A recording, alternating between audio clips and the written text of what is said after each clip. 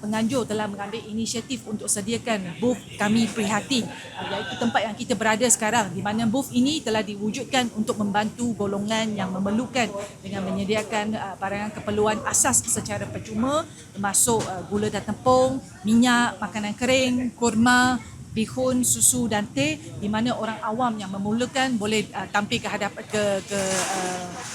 meja urus setia untuk berurusan terus dengan urus setia. Dan juga pengunjung digalakkan untuk membawa bekas sendiri untuk ke bazar. Ini juga selaras dengan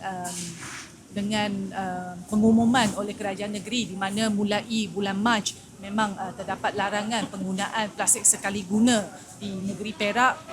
walaupun pada masa sekarang pasar basah,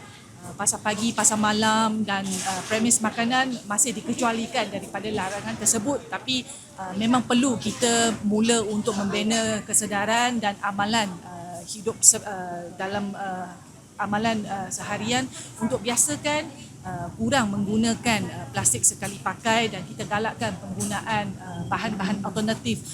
dan bekas makanan dan juga recycle bag dan sebagainya.